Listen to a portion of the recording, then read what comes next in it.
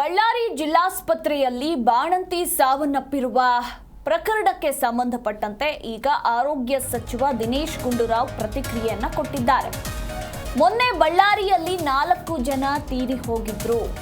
ಈಗಾಗಲೇ ನಾವು ತನಿಖೆಯನ್ನ ಮುಂದುವರಿಸಿದ್ದೇವೆ. ನಾವು ಎಲ್ಲಿ ಎಡವಿದ್ವಿ ಅನ್ನೋದರ ಕುರಿತಾಗಿಯೂ ಕೂಡ ಪರಿಶೀಲನೆ ನಡೀತಾ ಇದೆ. ಇನ್ನು ಡ್ರಗ್ ಕಂಟ್ರೋಲರ್ ಅವರನ್ನ ಸಸ್ಪೆಂಡ್ ಮಾಡಿದ್ದೇವೆ. ಉಮಾ ಮಹದೇವನ್ ನೇತೃತ್ವದಲ್ಲಿ ಕಮಿಟಿಯನ್ನ ಮಾಡಿದ್ದೀವಿ ಅಂತ ಆರೋಗ್ಯ ಸಚಿವ ದಿನೇಶ್ ಗುಂಡೂರಾವ್ ಹೇಳಿಕೆಯನ್ನ ಕೊಟ್ಟಿದ್ದಾರೆ.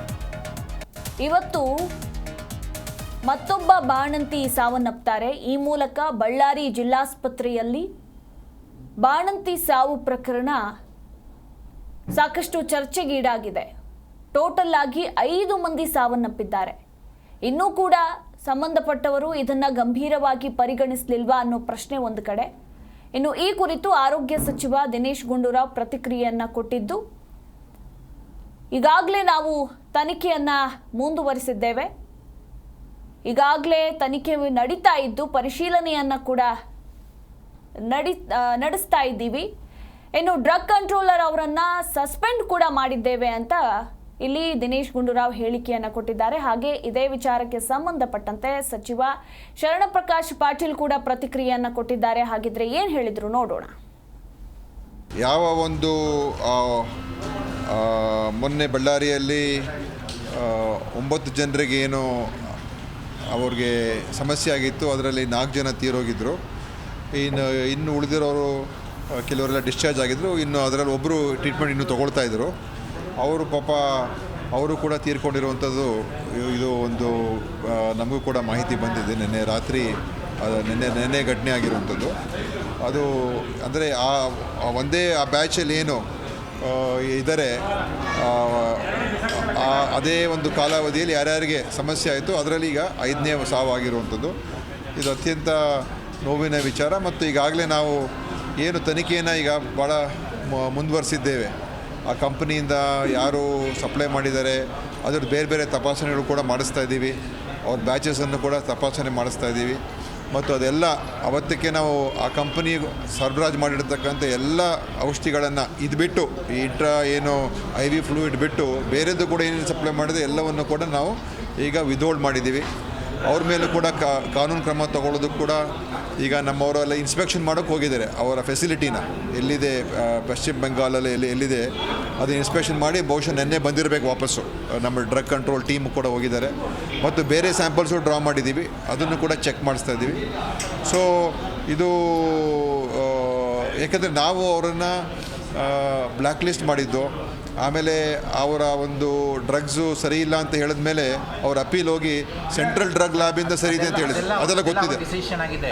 ಇವರು ಟ್ರೀಟ್ಮೆಂಟ್ ತಗೊಳ್ತಾ ಇದ್ರು, ವೈದ್ಯರ ಅಬ್ಸರ್ವೇಷನ್ ಇದ್ರು. ಸಾವು ಹೇಗಾಯಿತು ಅಂತ ಎಫೆಕ್ಟಿವ್ ಆಗಿತ್ತು? ಇಲ್ಲ, ಅದು ಟ್ರೀಟ್ಮೆಂಟ್ ತೊಗೊಂಡಿದ್ದಾರೆ, ಬಟ್ ಬೇರೆ ಕಾಂಪ್ಲಿಕೇಶನ್ಸ್ ಡೆವಲಪ್ ಆಗಿದೆ ಅಂತ ಹೇಳ್ತಾ ಇದ್ದಾರೆ. ಅದು ಚೆಕ್ ಮಾಡಬೇಕು, ಮೆಡಿಕಲ್ ಆಡಿಟ್ ಇನ್ನೂ ಬರಬೇಕು.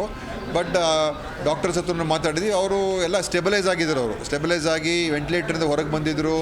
ಆಮೇಲೆ ಎಲ್ಲ ವಾಕಿಂಗ್ ಎಲ್ಲ ಮಾಡ್ತಾಯಿದ್ರು ಆಸ್ಪತ್ರೆಯಲ್ಲಿ ಅಂತ ಹೇಳಿದ್ರು ಡಾಕ್ಟ್ರು. ಎಲ್ಲ ವಾಕಿಂಗು ಮಾಡಿದರು, ವೆಂಟಿಲೇಟರಿಂದ ಹೊರಗೆ ಬಂದಿದ್ದರು. ಆ್ಯಂಟಿಬಯೋಟಿಕ್ಸ್ ಕೂಡ ನಿಲ್ಲಿಸಾಗಿತ್ತು. ಎಲ್ಲ ನಿಂತ ಮೇಲೆ ಮತ್ತೆ ನಿನ್ನೆ ಅದು ಬೇರೆ ಸ್ವಲ್ಪ ಕಾಂಪ್ಲಿಕೇಶನ್ಸ್ ಆಗಿ ಅವರು ಈ ಥರ ಸಾವಪ್ಪಿದ್ದಾರೆ.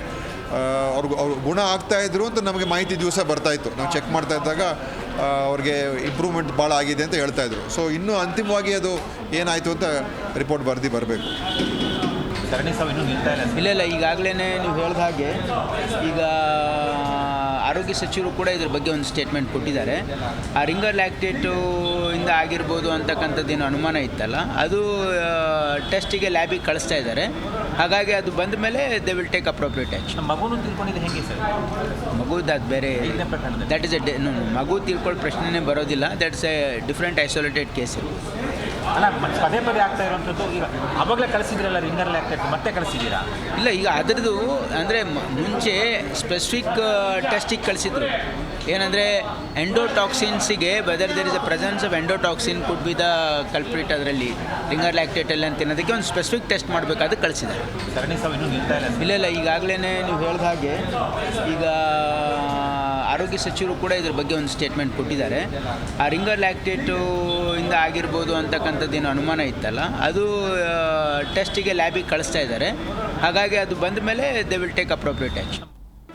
ಜಿ ಕನ್ನಡ ನ್ಯೂಸ್ ಈಗ ನಿಮ್ಮ ಮನೆಯಲ್ಲೇ ನೋಡಿ. ಎಲ್ಲ ಕೇಬಲ್ಗಳಲ್ಲಿ ಈಗ ಲಭ್ಯ.